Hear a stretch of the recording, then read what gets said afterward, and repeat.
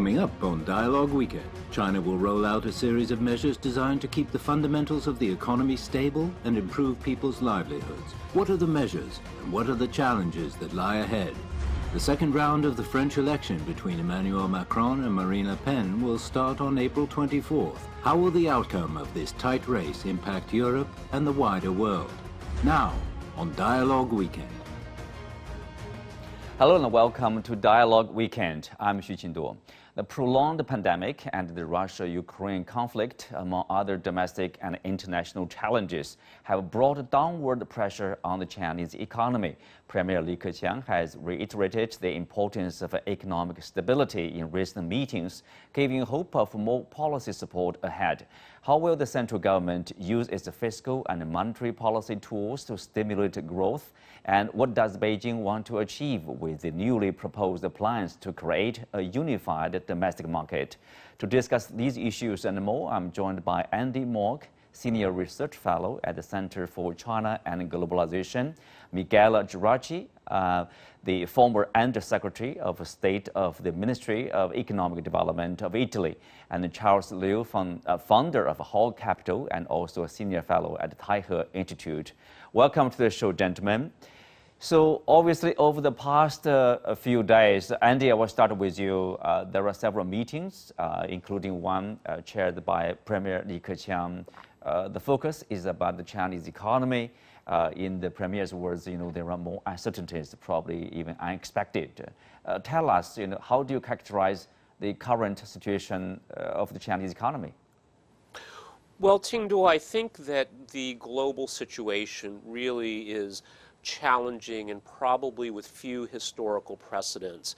The unfortunate conflict in Ukraine really is causing some immediate disruptions, and I think we're seeing some knock-on effects as well. So there's tremendous uncertainty. We also know that in China, with the unfortunate outbreaks, that is creating uncertainty as well. So the government is taking very resolute steps to ensure that economic objectives are met and the needs of the people are being met as well. And I think what's important to point out too is that even publications like The Economist had to concede that one should never underestimate China's ability to successfully address challenges that might prove very, very daunting to other countries. Mm-hmm. Miguel, obviously, there are problems, but China has, in general, handled the economy rather well during this pandemic period, starting late 2019. But now we are seeing more challenges, both outside and inside. Do you think there are enough tools to deal with those challenges? I do believe so. Like we just heard, China does have challenges, but China also has the tools to solve them. Unlike many other countries, China has complete control of its trade policy. It has its own currency. It decides the interest rate curve. It decides the government budget. It's not like in the EU that we have some criteria. And of course, China also manages, in a way, migration from rural areas to urban areas, which is another engine of growth. It manages a large number of state-owned enterprises. And this is reflected in the structure of the GDP, which has a very large component coming from investment. So when we do the forecast for China GDP, we use this framework. GDP in China is not an output, is an input. So it is what the Chinese government wants to achieve, and it will always achieve, because there are things that you cannot control so much, like consumption. There are things you can control a little bit, like export. And then whatever is left, the third component, investment, can be filled, the gap, with what is necessary to achieve a certain target. Of course, there are trade-offs because you print money, there could be higher debt, but if China wants to achieve 5.5, it will. And so I tell my fellow analysts, do not try to second guess the government estimate. Maybe there will be other side of the equation that we can focus on. So I'm worried but I also know that China has the means to solve those challenges. Well, Charles, yeah, probably as Miguel said that, a few people, you better not to challenge the government goal. They have the tools, they have resources, often is the case, to realize the goals if they want to do so. But this time around, we do see there are, you do see challenges not only from the outside, but also like the outbreak in Shanghai, and sort of like unexpected, and also our handling is a bit proved to be very challenging even for the Chinese government over there. And now we are seeing today the central bank has decided to cut this reserve required ratio by 0.25 percentage points to support the real economy and reduce financial costs. So what kind of effect do you expect to see? I think going back to what Miguel and Andy had said, I think this crisis is unlike anything we've seen before, where the Chinese government actually can have the tools and have the execution ability to address the issues as they come. But this crisis is significantly more unknowns. There are so many variables. How long will the conflict last, for example, in the Ukraine and with Russia? And what that will do to the supply chain on the global trade side, one doesn't know. I've heard about layoffs already beginning in countries in Europe, and the supply chain will lead to layoffs downstream. I think cutting 1/4 point reserve ratio, pump some money in, that's fine. The announcement also yesterday of 200 billion in added liquidity to lend to small and medium-sized companies, that would help as well. But all of this still faces a very, very daunting number of variables of unknowns. I think the food crisis that is occurring now on a global basis is, again, something not expected. So I expect the next 3 to 6 months to continue to have various variables turning to the worse. So it will be really quite difficult for the Chinese government to maintain certain growth levels just because of those numbers are put out there.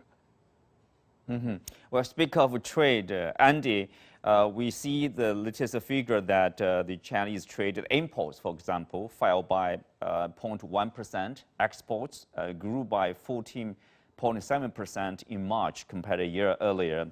And you see this basically, there's a fall in imports, was unexpected actually, and export growth was also slowed down. So what are the reasons, what are the causes to the slowdown or to the fall of the import? Well, I think we're facing a very challenging environment, Ting Duo. So, of course, a lot of attention is on the Ukrainian conflict, and that is creating uncertainty, disruption in supplies. And I think we're only, unfortunately, at the beginning of some of the terrible things we're witnessing. Charles mentioned a growing global food crisis. Many countries, the U.S. in particular, I think, is struggling with inflation that is very challenging, maybe out of control. But there are also legacy effects from COVID as well in terms of the supply chain issues. Now, of course, that has been a positive for China in boosting demand for exports, but it also has imposed significant constraints as well. So I think we're seeing a confluence of factors here, and just general uncertainty as well. I think there's a lot of caution today among investors, among businesses, and I think we're starting to see even among consumers as well. Well, Miguel, Beijing has recently released new guidelines to build a unified domestic market. Tell us, what does that mean, a unified domestic market here? In my view, it is part of the strategy that started with a dual circulation approach that basically attempts to make China not closed, not autarky. China will continue to trade, but will be less and less dependent on both foreign demand and also maybe less discussed on foreign imports. So create an ecosystem, an environment where both supply and demand can largely, not 100%, but largely be done within China. And this makes China not only self-reliant from external shocks like cereal, corn supply, for example, from Ukraine, or oil, gas, that of course it's a hot topic now, semiconductor technology from the United States or Korea, that of course China still needs to develop. And so this maybe geopolitical tension, in a way, I think that China has the opportunity to accelerate the process of relying more on its own supply, on its own production. China does not talk a lot about China manufacturing 2025, but it's doing it. And this is also maybe an interesting shift. Instead of announcing quietly, sometimes it's best to do things rather than telling the competitors, because we are all partners and competitors at the same time. And China, through the agreement with the other 14 countries of the RCEP, is also building almost a free trade market of 30% of the GDP and growing. And I think also the Ukrainian crisis is doing something unexpected, putting maybe Pakistan and India close to each other, China and India closer to each other, China and Vietnam, and even with Korea and Japan. So, you know, the world is in a way shifting to East, and Asia, driven by China, I think is taking back its role. And that's why I think that China, when we talk about domestic supply, it doesn't really have to be China per se, but it could be China and the countries around it. Well, Charles, why do you think the Chinese government is putting forward such a concept, unified domestic market here? Well, a lot of the economic commentators and the financial market commentators talk about the restrictions by local governments to protect their own companies and industries have actually caused inefficiencies on a national basis. As we all know, that the larger the market, the more efficient and the cheaper things are to manufacture and distribute. So this is what is described as getting rid of localization or segmentation of markets. But there are also who complain that potentially this could lead to a lot of government, including state-owned enterprise monopolies, because potentially the efficiencies created will benefit the big ones, and the smaller companies will go out of business. So there are two views I see on this unified market thesis. But I think Miguel is correct in that the market, it's the rise of Asia with the Chinese market at its core. And if this is a more unified market, it would be easier for China to deal with its imports and exports as well. Mm-hmm. Well, Andy, people are talking about obviously like a local protectionism in some part of the China, and also people are talking about, for example, there's still a HOCO system, right? The household registration system, which is, serves as a bottleneck sometimes in terms of the flow of the talents from one city to another, migration. Things like that, is that the goal, to remove all those bottlenecks so a unified domestic system will become more efficient? Well, I think that certainly is a part of it, Tingdua, but we also have to recognize that while China's economic growth over the past few decades has been really, I think, miraculous in terms of the length of time and the magnitude of the economic growth, we still have to recognize there are still tremendous opportunities for greater efficiency. And I think this is one of the main reasons for this domestic market unification concept. But also, it is segmentation as well, because we have to also understand that by reducing barriers, whether we're talking about talent mobility, distribution inefficiencies, is good for a country and a society overall. Specialization is important as well. So while we're seeing a unified market in one respect, we're also seeing greater segmentation along industries and products, because that also can deliver important economic gains. The last thing I want to mention about this too is the digitization data component. Because today it's really hard to imagine any service that does not have an internet digitization component. And an important part of this are the new laws that have been implemented over the last few years, the cybersecurity law, the data security law, the personal information protection law. And what this is doing is also making data more of a utility and reducing some of the monopoly power that Charles touched on to make it not only more economically attractive for big businesses, but for SMEs as well. And we all know that for almost every country in the world, small and medium-sized enterprises are an incredibly important source of employment and even innovation as well. So I think, again, this is the kind of Chinese policy that's designed to achieve multiple objectives at the same time. Well, thank you, Andy. Let's move on to France.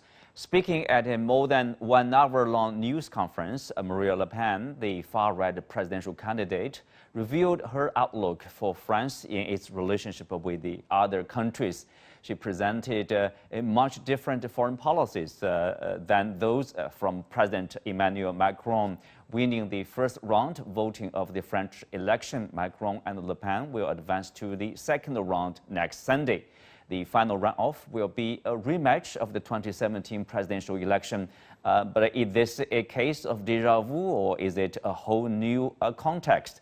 And how could the results influence the wider European and global politics? For this part, I'm again joined by Andy Mock and Michaela Geraci, and we'll also talk to Professor Jove Toker from the American Graduate School in Paris.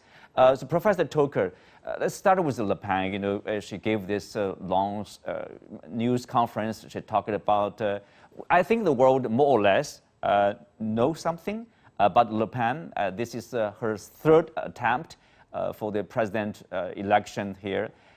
Tell us how, or has she changed, so far as a far-right candidate? What is she doing, anything different from previous times, let's say?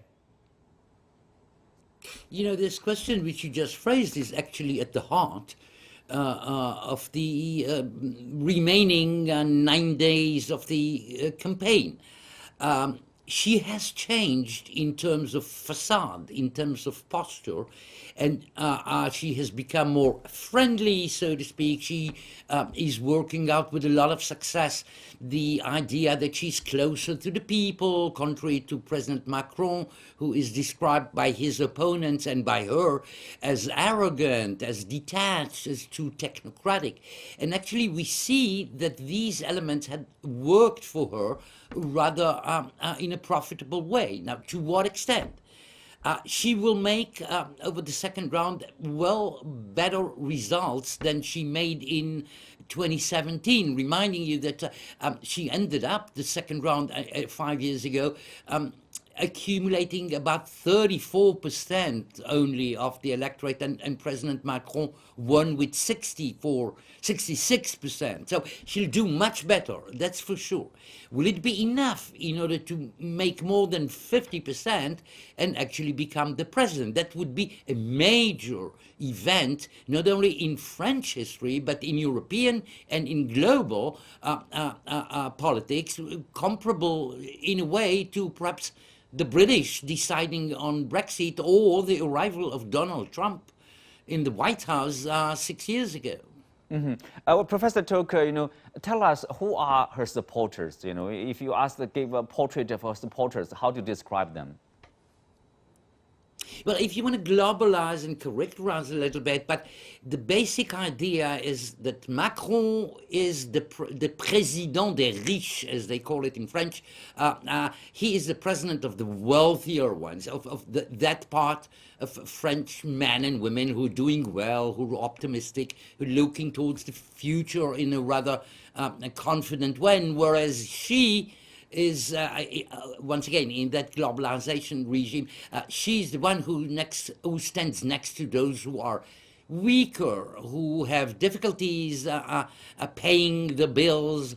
So when you look at it demographically, Macron is supported mainly in big cities, in those who have diplomas and have academic education, whereas Le Pen is more popular among those who do not have superior education diploma, who do have problems in terms of the daily and monthly budget. So in a way you may say once again that Macron is the candidate of the haves and Le Pen may be the candidate of the have-nots, if you really want to put it in sort of a contradictory plastic sort of comparison. Mm-hmm. Well, Miguel, she talked about quitting this NATO's integrated military command. What does that mean? Is that shocking to people like you in Italy? No, I tell you, the view of NATO is in Italy very well supported. We do want to be, of course, a part of the NATO. There are some countries, of course, that doubt it, but let's remember, even President Macron has said a couple of years ago that NATO was brain dead. He did say it in a positive sense, meaning it needs to be rejuvenated, redefined in its objective. He did not mean that France would need to want to leave the NATO. But the debate, especially these days with the Ukraine war, about the role of NATO and the role of the EU is actually being redefined. And the colleague from France just mentioned that the election of Marine Le Pen could be a major event. A major event because, funny enough, if France were to choose Le Pen, the whole EU unity would be in trouble. And this is very worrying because a unity of 27 countries should be stable, even if one individual country chooses a political leader that may have different views of making Europe stronger. Maybe Le Pen wants to have less Europe or make it better. But this actually betrays the fragility of the European Union that depends on one country shifting from one to another one. Mm-hmm. One more thing. We said Emmanuel Macron is the president of the have and Marine Le Pen of the have not. And we describe Marine Le Pen as right wing, but in reality, if you think that she looks after those who don't have money, those who don't have the budget to make ends meet at the end of the month, you could actually characterize it as a left wing, basically looking after those poor people, the Darwinian process of liberalism that rewards the good ones, the flexible, the one who adapt, actually leaves behind the weaker, maybe the lazy, maybe those who don't survive. And so in that way, people do think that Le Pen actually could have a big supporter in the left wing, the workers. The old Communist Party that in Europe has become a liberal left wing, which actually means right, and the left and the right means left. Right. That is the absolute sense. Well, Andy, obviously this presidential election has been conducted against this background of this Ukraine war. So, Le Pen warned Wednesday against sending any more weapons to Ukraine and called for a rapprochement between NATO and Russia after the war, for example. If she was elected, what do you think? What kind of impact do you think she will bring to Europe or relationship with, say, Russia? Well, I think first of all, like Ronald Reagan and Donald Trump, who were also once dismissed as being on the political fringe, Marine Le Pen has become a legitimate mainstream voice for in France, and her party, National Rally, has become the champion of the disaffected and the overlooked who resent being the victim of America's economic war against Russia. So I think with 20% or 22% of the vote in the first round, that this really has become a constituency that cannot be ignored. So even if she does not win, I think her views and her positions on making France great again will have an impact. And one of the most important ways will be the stance towards Russia. So this blind demonization of Russia, I think certainly will be modulated whether or not she wins, because again, I think there is a substantial number of people in France who are suffering because of the economic fallout. And it's becoming unacceptable. So I think this is one of the big changes we'll see. Of course, she's talked about France-Germany relations and that there needs to be a new way of thinking about that. And we need to recognize, too, that France is such an important country in the EU that this will have continental repercussions and even global repercussions as well. Last thing I want to say, too, is that this notion of remaking the EU from within, and her fellow travelers, like-minded political leaders like Viktor Orban in Hungary also see this as an important objective as well. So I think we are really in for some very, very interesting times, irrespective of who wins the election, the French presidential election. Professor Toker, she also talked about the relationship with the U.S., with the EU, with Russia, with Germany. I know, people use the word like, there's a fear in Washington to see a possible victory of Le Pen. Is that the case? Should the establishment in Paris or Washington or Brussels be fearful of a possible victory of Le Pen? Well, fearful might be somehow an exaggerated term, but the direction is right. There are reasons in Washington to anticipate on a possible victory of Madame Le Pen in a rather worried way. Because if you look at the list of political leaders across the world who should be, in theory at least, pleased if Madame Le Pen is the next president of the French Republic, you see President Putin of Russia, you see Prime Minister Orban in Budapest, Hungary, you see in a way the Polish administration, even if you wish Erdogan, the Turkish president. And if you look at the list of those who are worried and could be worried and could rationally have some worries regarding such a scenario, indeed you see the Germans, you see the Americans, you see the large majority out of the 27 members of the EU, and you see mainly those in Europe and elsewhere who believe in the potential of a united EU to create and to operate as a meaningful force in this 2-3 block geostrategic situation, America in the West, China in the East, and perhaps the EU as sort of the in the middle force. All these should be worried because Madame Le Pen does not get her support due to the fact that she's speaking about less Europe and more proximity to Russia. She gets her support due to other issues which are more socially minded. But if she becomes president, she will be able to some extent to carry out her policies, and this is what should be worrying. Well, like, as Michaela has said that, she does represent the real French people and their concerns. For example, in particular, the have-nots. I mean, that she will more or less represent their views, what the country should be governed, right? Professor Toker, very briefly, 30 seconds. Yes, but I would introduce a distinction here between what works very well on the level of the election campaign and public opinion in France, which is not necessarily the anti-EU approach, mainly speaking, and certainly not some affinities and even some admiration that Madame Le Pen has expressed in the past regarding President Putin, for example, before the war, before the Ukrainian war.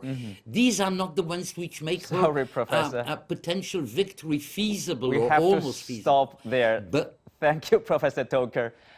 With that, we come to the end of today's show. Many thanks to our guests. You can also find us on the CGTN app, on YouTube. Thank you for being with us. I'm Xu Qinduo. See you next time.